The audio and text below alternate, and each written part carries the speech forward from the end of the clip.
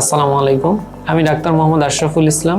আমি মেডিসিন ও বক্ষব্যাধি বিশেষজ্ঞ হিসেবে কর্মরত আছি জাতীয় বক্ষব্যাধি ইনস্টিটিউট ও হাসপাতাল ঢাকাতে, এবং নিয়মিত প্রতি শুক্রবার রোগী দেখছি পাবনা সেন্ট্রাল হাসপাতালে। আজকে আপনাদের সাথে আমি যে বিষয় নিয়ে কথা বলবো সেটি হলো অ্যাজমা বা হাঁপানি।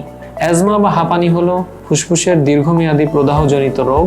এর মাধ্যমে শ্বাসনালী সংকুচিত হয়ে কিছু লক্ষণ দেখা দেয়, যার মধ্যে অন্যতম হলো দীর্ঘমেয়াদী কাশি, শ্বাসকষ্ট, বুকের মধ্যে শো শো শব্দ হওয়া এবং বুকে চাপ অনুভব হওয়া।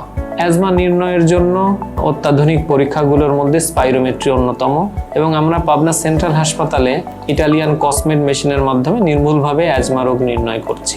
অ্যাজমা সম্পর্কে অনেকেরই একটি ভুল ধারণা আছে যে অ্যাজমা রোগীরা কখনো ভালো থাকে না এবং অ্যাজমা কখনোই ভালো হয় না। এটা আসলে একদমই সত্য না। অ্যাজমার চিকিৎসার জন্য আপনি যদি যে কোনো বক্ষব্যাধি বিশেষজ্ঞকে দেখান এবং তার পরামর্শ অনুযায়ী কিছু ওষুধ এবং কিছু ইনহেলার যেগুলো নিয়মিত যদি আপনি ব্যবহার করেন, তাহলে অ্যাজমা নিয়েও আপনি সুস্থভাবে বেঁচে থাকবেন এবং কোনো সমস্যা হবে না আপনার।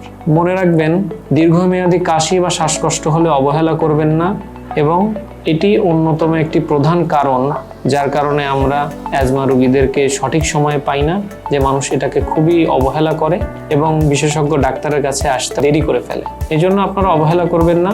কাশি বা শ্বাসকষ্ট যদি দীর্ঘমেয়াদী থাকে, আপনারা নিকটস্থ বক্ষব্যাধি বিশেষজ্ঞকে দেখান এবং সেবা নিন। ভালো থাকুন। ধন্যবাদ।